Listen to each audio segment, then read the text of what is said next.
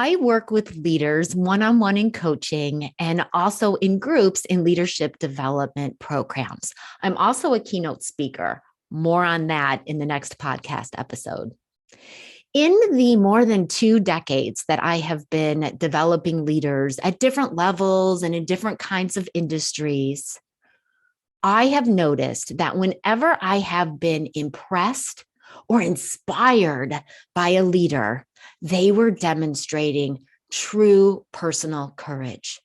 They were doing the work in themselves in order to transform out in the world, in order to make extraordinary results out in the world. I would like to tell you some of the stories of when I've been inspired and impressed.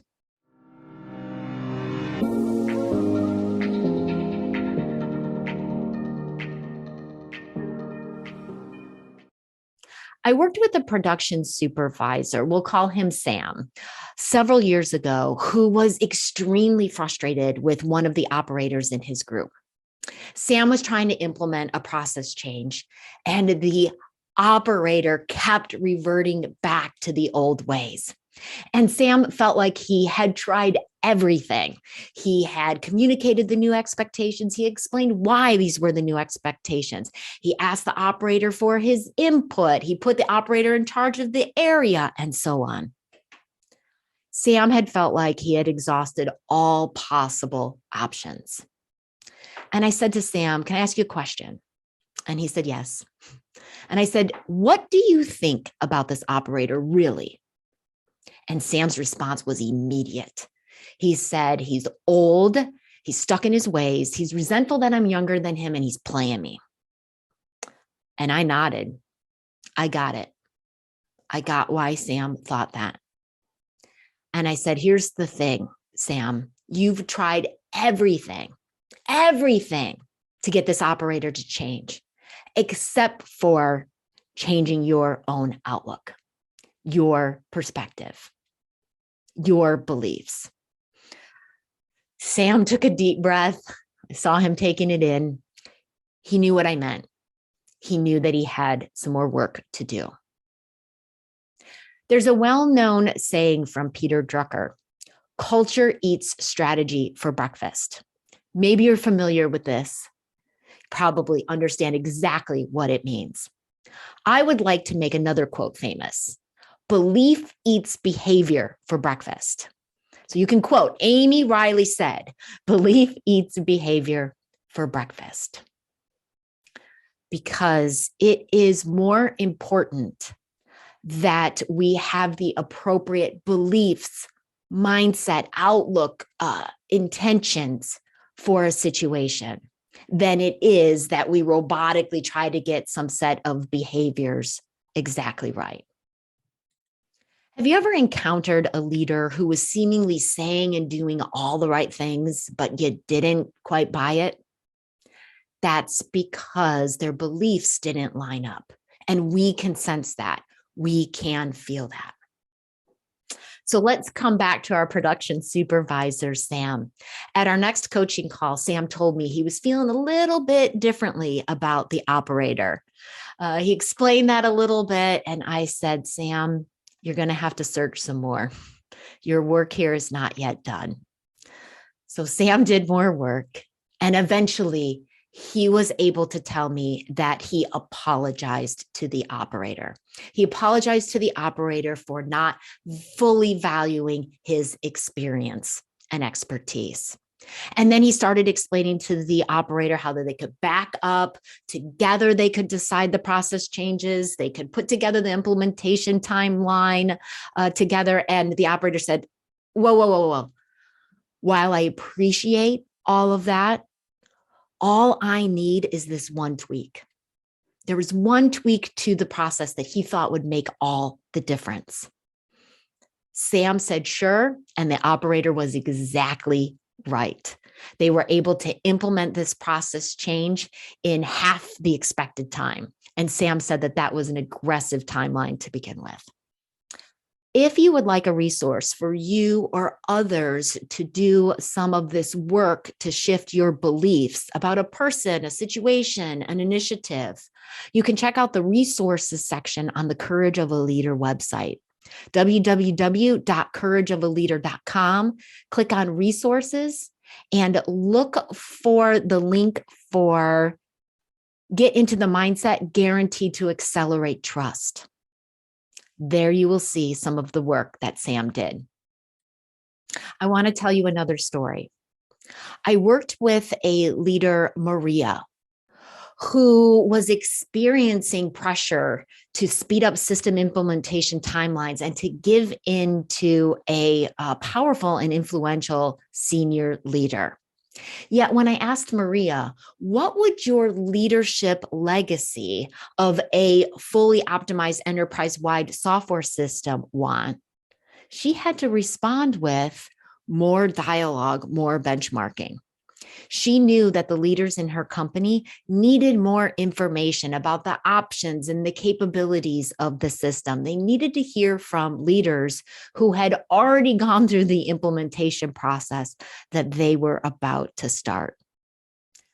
So Maria stayed true to her aspiration and made the career risky move to push back against the senior leader. And it got shaky for a while. There were some leaders who had previously been on board that questioned, why would Maria go up against this influential leader? It was the first in a series of decisions where she needed to look to her higher, bigger picture commitment, her leadership legacy, rather than her self-protective interests for guidance. And Maria did so. She kept her messaging consistent. She kept looking to her leadership legacy to make decisions, and her leadership legacy came to fruition.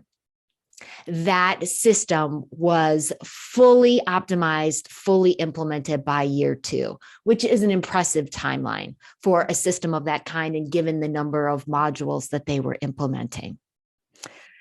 Many of the functional leaders said to Maria that they were so glad that they took that time up front to really understand the decisions they were going to need to make throughout the implementation process.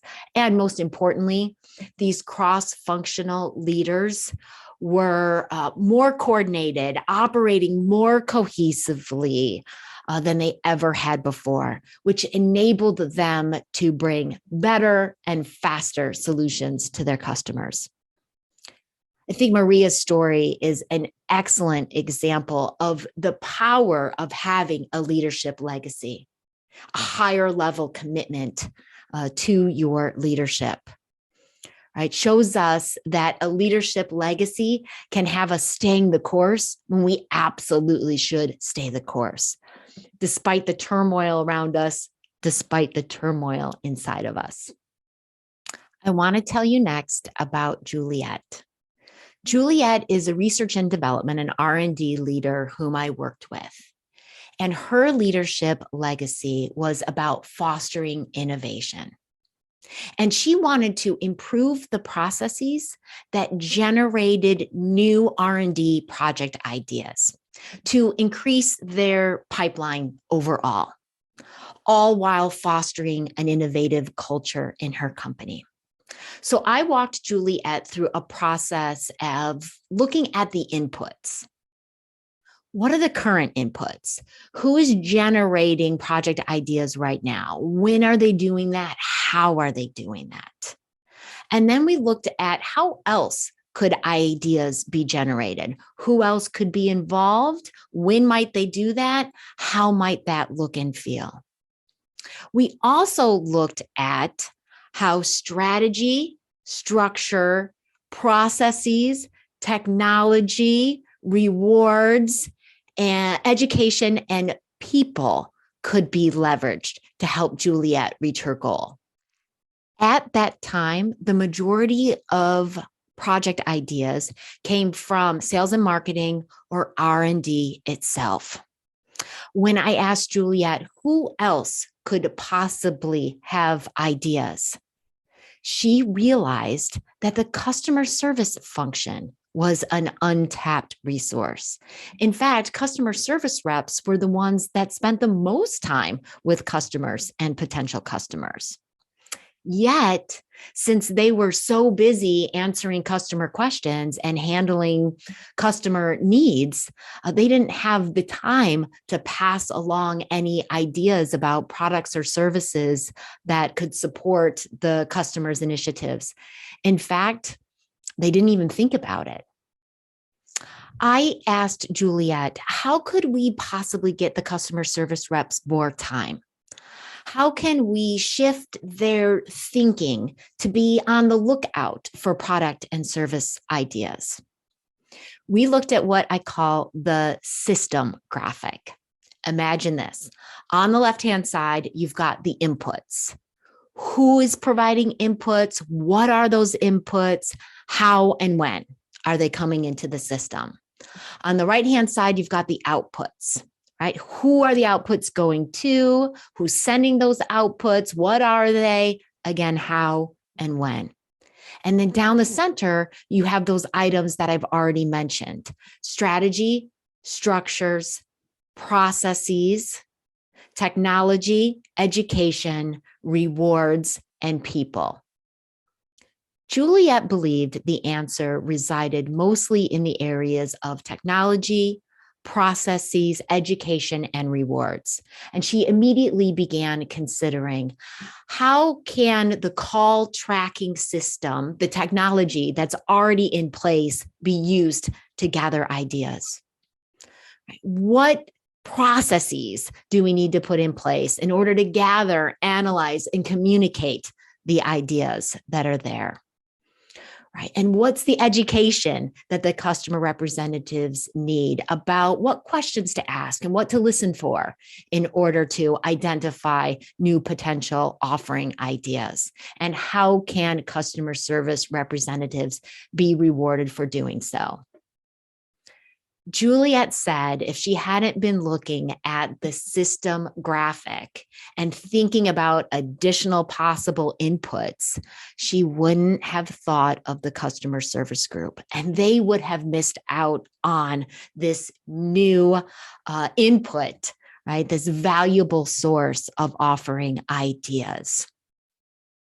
And within 6 months, she had the customer service representatives asking a couple of more questions that unearthed new offerings ideas and enabled the customer service representatives to do their overall job better.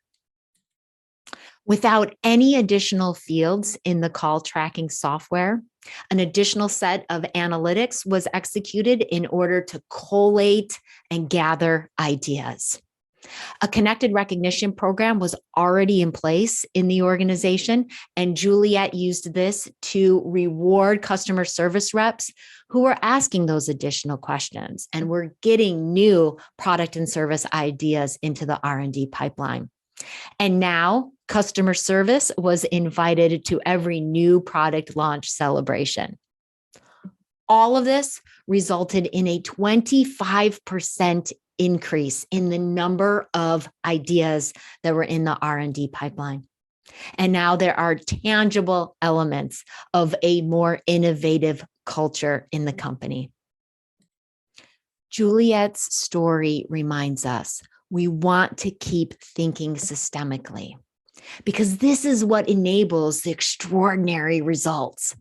Because we are thinking through and leveraging every possible aspect of the system.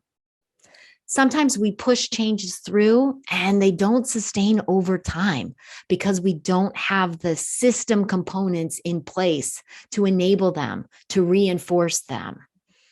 Right? And other times we're not getting all the benefits that we could because we haven't leveraged every aspect of the system, or the system components are not aligned. Make sure that you are realizing fully optimized, sustainable changes by thinking systemically. There will be more stories and insights like these from Sam and Maria and Juliet in future episodes. These stories illustrate that leaders do so much, don't they? Don't you? You as a leader are often the only one who is aware of all that you are handling and processing. You're managing up, you're taking care of your team, you're collaborating with colleagues, you're managing different stakeholder relationships, you're trying to do right by your team. You're processing your reactions and emotions to a new policy or process so you can think about how to best communicate that to your team, right? You're clarifying your messages. It's a big job when it's done right. It's also a rewarding job when it's done right. And I want to support you all as leaders. I want to lift you up. It's through leadership that we create extraordinary things in our world. So please visit the products page at the Courage of a Leader website, www.courageofaleader.com. There you will find free ebooks and other Kindle and paperback resources to support you to be a courageous leader, to empower your team, and to achieve those extraordinary results that you most want to achieve. Let's ignite the courage of a leader.